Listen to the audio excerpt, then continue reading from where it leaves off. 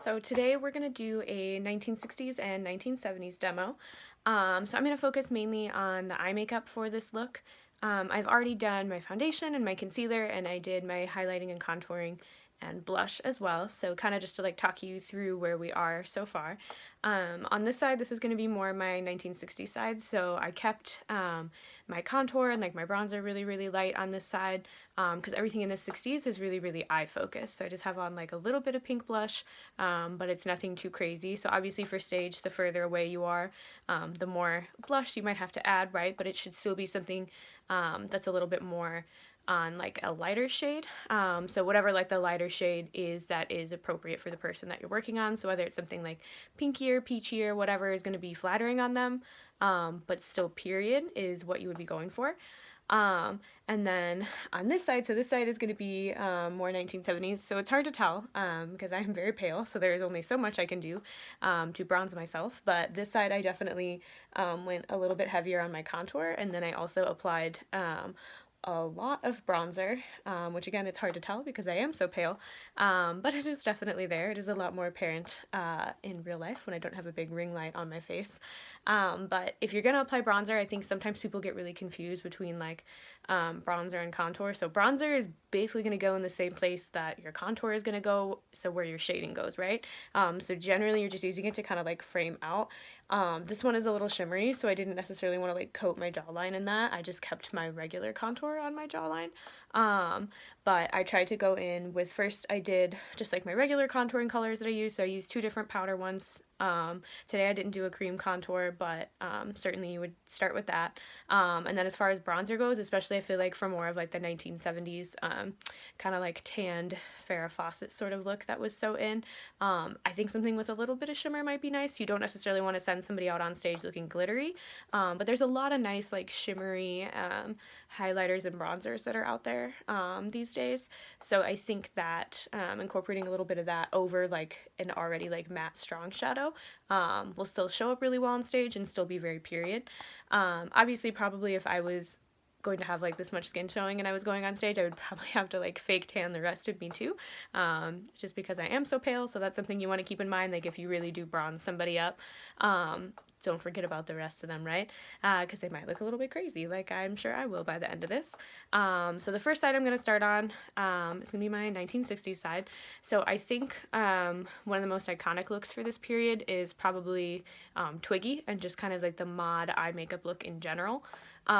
So for that, usually you're going to have like a really matte base, and then you're going to have like a darker creased part that kind of comes out a little bit. And then she would have these very like defined upper and lower lashes. I will do my best to kind of recreate the lower lashes. Do I think that that's something that they would probably put on stage too often? Not necessarily, like depending on what type of show it was. Like if it was just like regular people in the 60s, probably not. If it was Beehive, which is like a 60s musical, you might end up with somebody that has this more intense kind of makeup. So I think it is a good idea to kind of like learn these really iconic looks, even if they're not necessarily always going to be translated literally on stage, because you never know when you might be in a situation where they could be. Because I think it's easy to kind of look at a lot of the other pictures and be like, oh, they wore like blue eyeshadow in this period, or like gold in this one, but when there's like really specific like eye shapes and things like that, I think it's good to kind of like be a little bit like versed in those, even if you're not like totally amazing at it, just to have sort of the basic idea, so that way if it ever does come up, you can handle it. So I already put my eyeshadow primer on. Again, I think it's a really good idea, just like it's good to have like a primer on your face or moisturizer on your face to have your makeup stick to. I think it's a good idea to have something for your eye colors to stick to as well. So I already put my eyeshadow primer on. If you are going to use like an actual primer, you want to make sure that you give it a little bit of time to get tacky. Otherwise, if you just immediately like put shadow over it, sometimes it's a little bit too wet. So I actually kind of let it dry down a little bit, and then I apply my shadow over it. So I'm going to use a dry eyeshadow on this side. I think a lot of the colors you see in the 60s, like you see people with like these really like matte blues and matte greens, matte purples. There's like a really pretty like lavender look that I've seen that Twiggy has done. I'm going to do a green one, just because how often do you get to use green eyeshadow? I feel like not that often. So I'm going to go ahead and do that for the 60s side. One thing I will caution you against if you're ever doing 60s makeup is if somebody ever wants you to do like the really harsh, like just black and white, be cautious of who you do that on. I had a makeup application a couple years ago where somebody was having like a 60s themed party and they wanted that really intense like black and white mod eye makeup. But it was not right for their face shape, their skin type, just everything about it was just not right for them. And we tried it and they were upset, they didn't like it, so we had to kind of tone it down from there. So that's why I think it is also really important to like have all this research, understand what's period, but then also understand how to pull it back, because a lot of the things that maybe seemed normal then, or that you see on people like Twiggy, who is a supermodel, to put that on just like a regular person who's trying to be a regular person, that's not necessarily going to work or be the most flattering. So always kind of keep that in mind, is that no matter what you are working on or what time period it is, you always have to do what is going to be best for the face that you are working on. And especially on stage, we just want to have like a really nice look overall. So sometimes the things that are literally period or correct are not necessarily what we should be doing. So the very first thing I'm going to do is I'm going to put a green base just like on my eyelid. For the mod like kind of eye look, and for the 1960s in general, they really had like a lot of like dark color in here. A lot of times you see that just with black. In the one like lavender look that Twiggy had that I saw, you know, she did it with like a darker purple. I'm probably going to do it with like a darker green and a little bit of black. If you are going to be using a lot of like black in the look that you're gonna do, or like blues or something like that, I actually recommend maybe doing your eye makeup first, just because a lot of times when you use colors like those, especially blue, you will probably turn yourself blue, because you're gonna end up with a lot of fallout. Usually I feel like I never notice fallout on myself unless I'm using like a color like that. So I would maybe caution you against doing what I did and already having your face completely done. If you are gonna use more intense colors like that, especially if you're using like a powder eyeshadow, just because a lot of times it really can just like get everywhere, and the last thing you need is to be blue, right? But if that does happen, obviously you can just wipe it off and touch up your foundation and you'd be okay. But just a word of caution there. So yeah, so the first thing I'm gonna do is go ahead and just put on this kind of like pastel green. And so just gonna put it just on my eyelid itself. And again, I think something matte is going to be a lot better. A lot of times, like in the 60s makeup, I feel like we see things that are a little bit more matte when we're talking about stuff that's like in the mod style, whereas like in the 70s, I think you see a little bit more of like the bronzy shimmery look. So on this side, I wanted to try to keep it a little bit more matte. And again, I just apply everything, and then I go back and blend it out once I'm done applying it. So now that I have that on, I'm still going to go in, and I think it's a good idea, again, since we're kind of creating not necessarily like the literal look, but a look for stage, I'm still going to put like a lighter like highlight shade here, just because I feel like without that, sometimes it just gets a little bit weird. It can be like a little bit off. So I'm going to go ahead and just put in a slightly like lighter color, and I also think having that there just kind of helps you like blend everything out as well.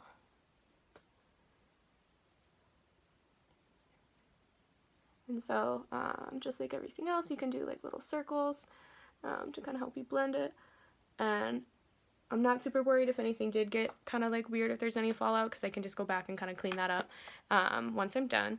So once we have this lovely look, right, that's really, really intense, even though I want to like work my way up to having like really dark shading in here, I caution you against just like straight up putting black down first, just because I feel like when you put pigments down, even if it's like really dark gray or dark black or dark blue, purple, whatever it is, if you put something really, really dark down first, there is not much you can do to like undo that once you get to that point.